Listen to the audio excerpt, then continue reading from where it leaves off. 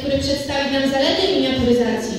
Jak to wyglądało kiedyś, co obecnie jest na topie i w którym kierunku to wszystko zmierza.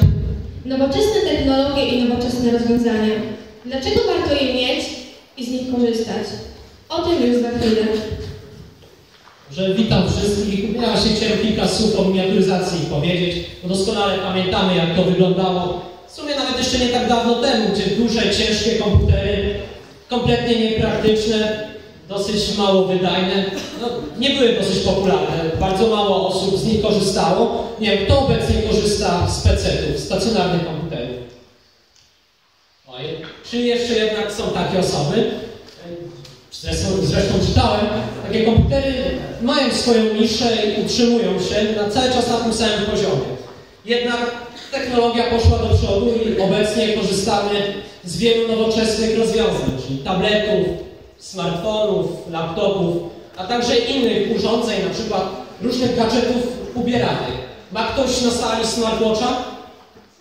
Brawa dla pana Lorenza!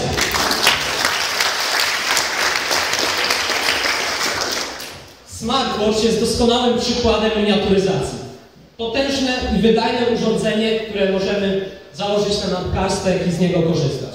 Obecnie urządzenia są, miniaturyzacja jest bardzo popularna z jednego powodu, ponieważ ułatwia nam pracę, przede wszystkim.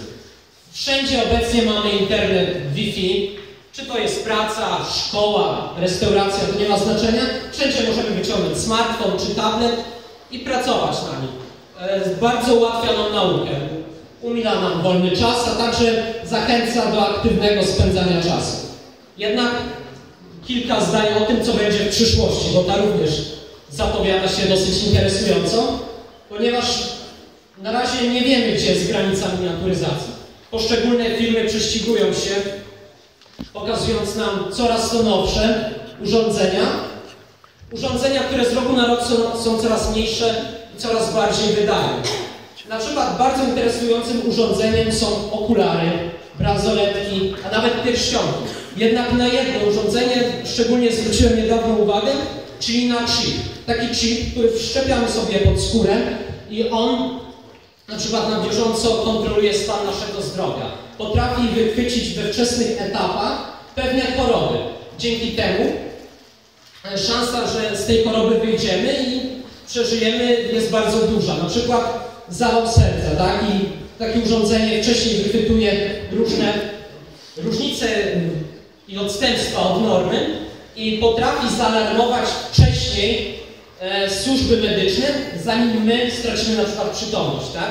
Dzięki temu już będziemy pod fachową opieką, no to wiadomo, nasze szanse na przeżycie znacząco wzrastają.